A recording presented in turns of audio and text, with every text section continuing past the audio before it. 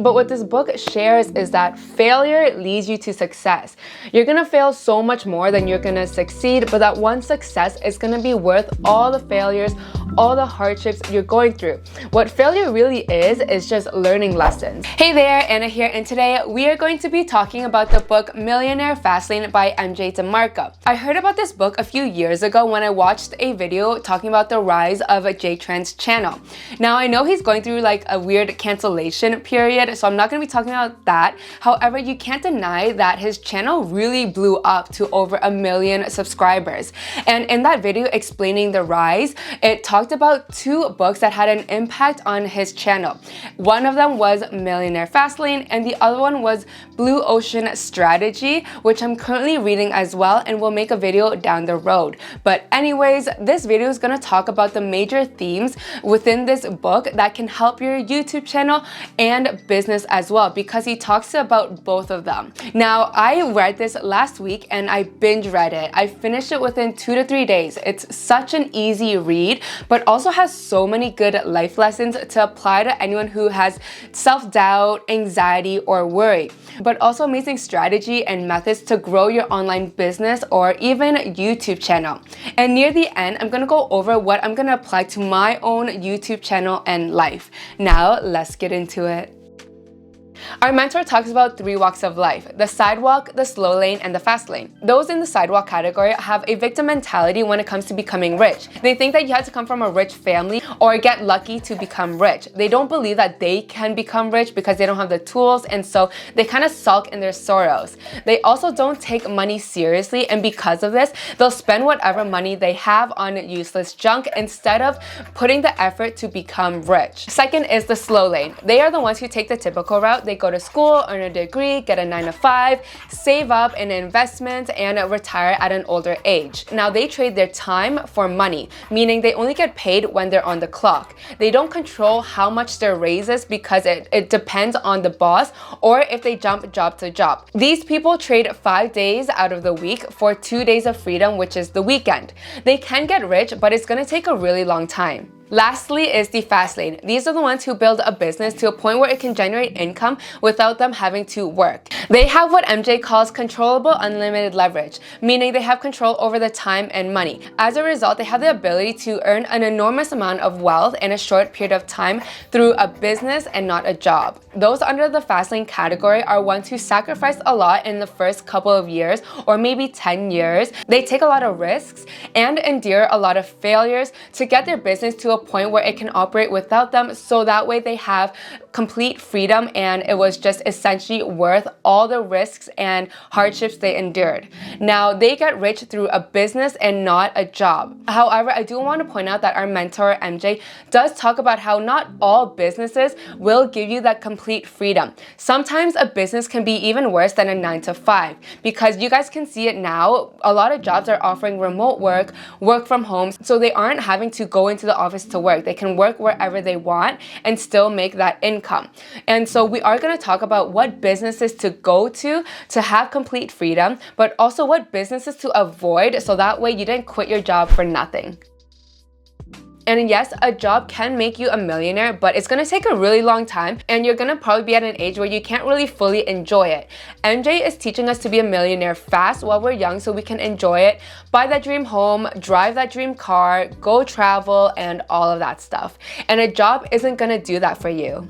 Our mentor puts it in a way where it's really clear for us to see. He points out that slow lane millionaires make it in 30 years. Fast lane millionaires make it in 10 years. Yes, 10 years. To us, fast is like the next day, next year. But no, 10 years is a quick time to become a millionaire. Slow lane millionaires need to live in middle-class homes. Fast lane millionaires live in luxurious homes. Slow lane millionaires use their 401ks and stocks to become rich. Fast lane millionaires offer 401ks. Slow lane millionaires are cheap with money. Fast lane millionaires are cheap with time. There's a lot more distinctions throughout the books, but those are the 4 main ones I wanted to talk about. Although it's possible to get rich fast, and I want to emphasize in 10 years or less, going down the fast lane route, it's not going to be an easy road. But the thing is, the slow lane route isn't going to be easy either. And so our mentor poses this question to us. Ask yourself this: which experience is more important? The experience of a menial job designed to pay your bills, or the experience and failures of creating something that could provide you financial freedom for the lifetime without ever having to hold a job again? Because going down the fast lane route, you are going to be sacrificing 7 days out of the week for 0 weekends. At the end of it, you are going to be able to basically work no days or work whenever you want, or sacrifice for the rest of your life 5 days out of the week for just 2 days of freedom. But the thing is, you aren't going to be able to have a month-long vacation. You're going to have to request your vacation. You'll have an X amount of days for vacation, and you won't have any control over your time or money. If you are willing to take the fast lane route, you have to realize it's not one choice. You're not gonna basically say, I'm gonna be a millionaire, and next day $1 million ends up in your bank. It's gonna involve hundreds and hundreds of choices that you're gonna have to make. And for example, do I quit my job? How much money do I need to save to quit my job? What business do I take? Do I buy the subscription service for my business, or do I buy food? Do I pay rent next month, or do I put it into my business? There's gonna be so many decisions to make throughout this journey, and you're gonna be failing a lot throughout the way. And he basically says it's not gonna be one choice, it's a lifestyle choice. You're making a lifestyle change, and it's gonna involve a mindset shift. A big portion of this book involves a lot of mindset changes that you must make to endure this fast lane road and become a millionaire. Essentially, it comes down to commitment. You have to be committed to this life. It's, again, not a decision, it's a lifestyle choice. It's a mindset shift. And so he says this quote, which I love so much: interest is when you give up after the 3rd failure. Commitment is when you keep on going after you failed 100 times. The fast lane path isn't for everyone. Will you be able to basically fail over and over while your friends are buying a new car, a fancy trip, a house, while you're barely making it by riding a bike or basically driving a chunk of a car with over 200,000 miles? This is what it takes to go down this fast lane route. And are you ready for that? Well, he has a quote that I, again, absolutely love from the book. Fast lane success isn't one choice, it's hundreds. And when you line a string of choices together, you create a process, and your process will create your lifestyle. Lifestyle choices will make you a millionaire. A big portion of this book is making lifestyle changes, and one of those lifestyle changes our mentor talks about is going from a consumer to a producer. Right when we're born, we are basically sold something every single day of our lives, whether it's the billboards we see outside, the commercials we see before we watch a video, or even a product placement in the movies we watch. Consuming and even over-consuming has been so normalized in society, and this is kind of one of the things that will basically keep you poor. To become a millionaire, you have to go from consumer to producer. You have to produce value to the world, whether it's starting a business, innovating an invention, adding value through education or entertainment, making people feel a certain emotion. Whatever it is, we need to provide the world value to become a millionaire. As you and I have seen a lot recently throughout social media, there has been an uproar of entrepreneurship. Gurus telling us, do what you love, be your own boss, start that business that will earn 6 to 7 figures, and that way you can say basically, peace out to your boss and, you know, live your life freely. Now, our mentor says that this do what you love dichotomy is total BS. Gurus are shoving this down your throat to make them rich. The only way the do what you love will work is if you solve a need and are exceptional at it. Take Kobe, for example. Kobe was dedicated to the game of basketball. He absolutely loved that game, practiced like insane. He even made the Mamba mentality. And if you watch any videos on Kobe, they basically say he was already at the gym. You know, I'm gonna get there at 3 o'clock. I wanna make sure I make 400 made shots before I go back into the room, and then I sit in the sauna and I get ready for the game. Who do I see? I see Kobe Bryant, already working out. He also solved a need. He was able to win a lot of games by basically analyzing the game in a different way. He studied his competitors, he found better ways to beat them, etc.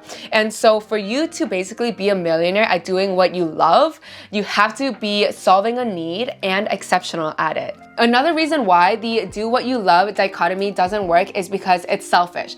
When you start a business, you have to provide value, and the market doesn't care about what you love, about how hard you worked, about how much you love this product. It doesn't matter. If you aren't providing value to the market or the world, people aren't gonna buy and you're not gonna make millions. Basically, you have to be selfless to become a millionaire. For example, if you are providing a service, that service is basically gonna make that business more money. And to become a millionaire, you're gonna have to help businesses make money. Now, he doesn't wanna kill all your dreams and hopes of becoming a millionaire and, basically telling you you have to do what you hate. He's not saying that. You have to love the process. That is what you need to love, because if you don't love the process, you're gonna give up. And it goes back to interest versus committed. How committed are you to the process? He states 5 types of businesses that will make you become a millionaire. First is the rental system. We're all familiar with the real estate and rental system. You buy a home, duplex, or apartment and then rent it out. Then one day you sell that for a profit. He says this is wealth 1.0. Basically, it works, it's gonna make you millions, but it's an old way and not the only way to become a millionaire. Second is computer systems or internet-based business. This is basically anything on the internet. For example, apps, software systems, websites, whatever you name it. If it's on the internet, it's gonna be a great way for you to become a millionaire, and we've seen it time and time again over the last couple of years. The internet-based business is our mentor's favorite because this is how he made millions, but basically it's the best option because you don't really need that much to start. All you need is a Wi-Fi and a laptop. You don't really need to pay rent for a location. You don't need employees until you've grown your business big enough to hire employees to scale that business. But honestly, it doesn't take that much to start an internet-based business. The third is my favorite, which is content systems. They are systems of information or entertainment. Now, it can be physical or a internet-based content system. For example, a book you sell over time, or this YouTube video that lives on the internet. Basically, you make a piece of content that can make you money over a period of time. Fourth is a distribution system. A distribution system is an organization or system that connects a product to the masses. For example, Amazon. When you put a product up there, they basically take care of the shipping and fulfillment and all of that. They connect your product to the customers. Lastly is the human resource system. Amazon isn't a software. It's a business that requires a lot of people to operate it, from shipping the products, making the website work, fixing any bugs. Alright, so you guys realize what businesses to go for and what businesses to avoid. Let me know in the comments what yours is. Mine is, of course, content systems. Now that we have an idea of what business to go for and what businesses to avoid, let's talk about how you're going to be able to make millions from it. And our mentor talks about it in a really simple law, the law of effection. Not affection with an A, effection with an E. Simply put, if you can affect millions of people, you'll be able to make millions of dollars. Let's take a YouTube channel, for example. If a video goes viral with over millions and millions of views, that video is definitely gonna make millions of dollars through AdSense, because AdSense can start anywhere from $4 to $20 or even more. I don't know if I've seen anyone with more than $20, but around that range. And so you can kind of have the idea. Pick a business that will be able to affect millions of people, because that's how you're gonna make millions of dollars. So the law of affection is great and all, and I get it. We have to affect millions to make millions, but it's way too generic. So our mentor goes even further detail to help us guide us to the path of millions, which is the NECST system. Absolutely love this system, and I'm gonna take it with me when I'm growing my YouTube channel and businesses, and you should too. The NECST stands for the command of need, the command of entry, the command of control, the command of scale, and the command of time. The command of need. Does anyone need this product, service, video, niche, whatever it is? Does the world need this? Does the world need it from your perspective? Does the world need your version of an invention because you make it better or more functional? Basically, does the world need this? Second, the command of entry.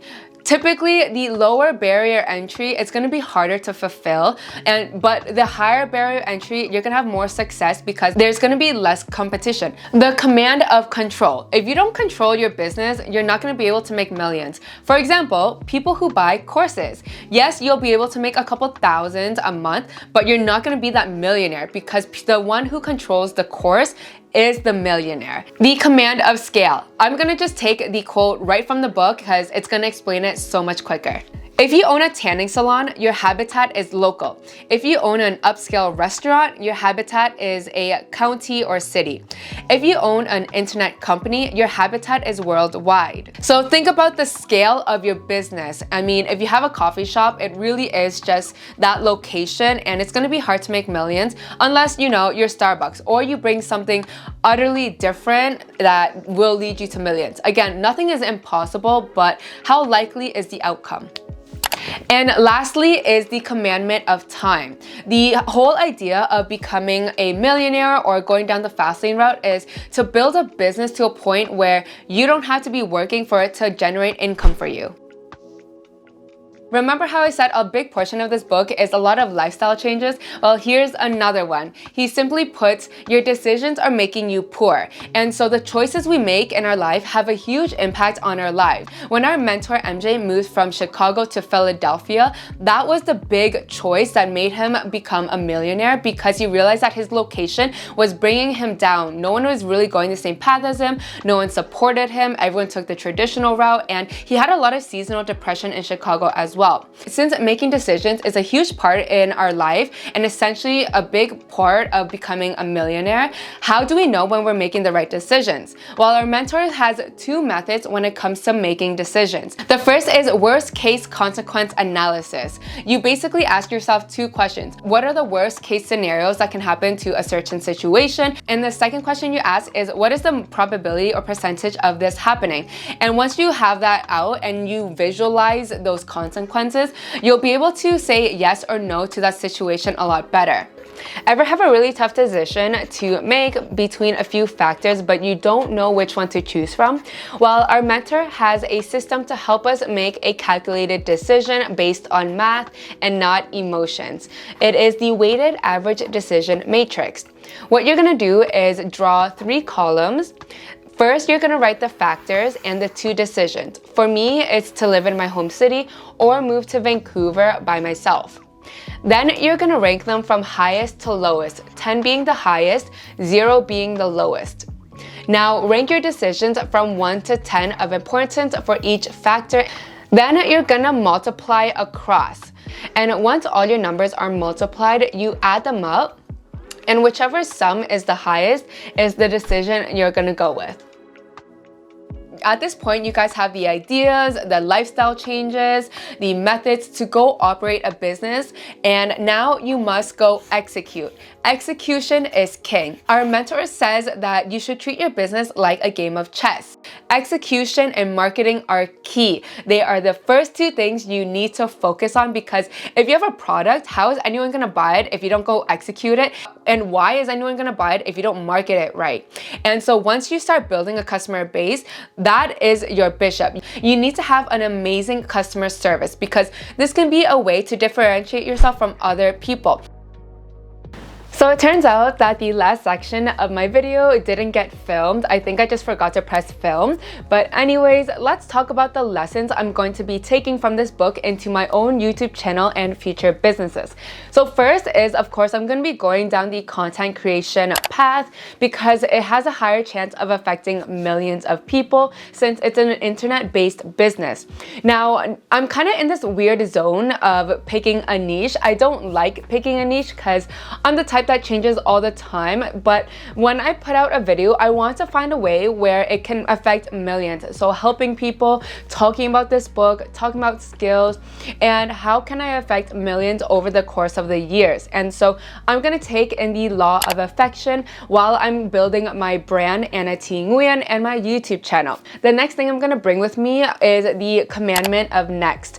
If I'm going to build a product or a business, I need to ask these questions because I don't want to just build a product just to build a product because I love it or I have a passion for it.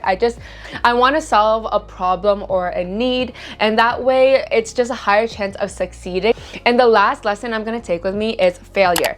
I am so scared of failure. All my life, I was always scared of getting a bad grade, getting anything under than an A or B, because then I would be compared to my other peers because they were really smart. I was scared of gaining weight. I was scared of losing. I really grew up in a state of fear because my immigrant dad would yell at me if I, didn't perform well. So a fear of failure is really imminent in my subconscious mind. But what this book shares is that failure leads you to success. You're gonna fail so much more than you're gonna succeed, but that one success is gonna be worth all the failures, all the hardships you're going through. What failure really is just learning lessons. And there's an analogy that MJ talks about in this book that I absolutely love. If you want to work out, if you want to build a good body, you're gonna have to sweat. You're gonna have to sweat a lot. And MJ says sweating it out is your failure. To get to that ideal body you'd like, you have to sweat for it. Same with success. To get to the success you want, you have to fail. And this is a lesson I'm learning a lot these past couple of months. Ever since I quit my job, it's been a really big roller coaster for me because I feel like I'm just flopping as I go. I feel like I'm failing every single day when my channel doesn't blow up, when my videos don't do well. And so this isn't a self-deprecating type of video, but this is kind of just what's going on in my mind as I'm transitioning from what I used to have, which is a stable 9-to-5, to become a successful creator or businesswoman. And this transition in between is a lot of failure. It's a whole mindset shift, and that's what I'm gonna take with me. You have to fail to get to success. It's easier said than done because I know I need to do that, but as I'm failing every single day, it feels like the world is ending.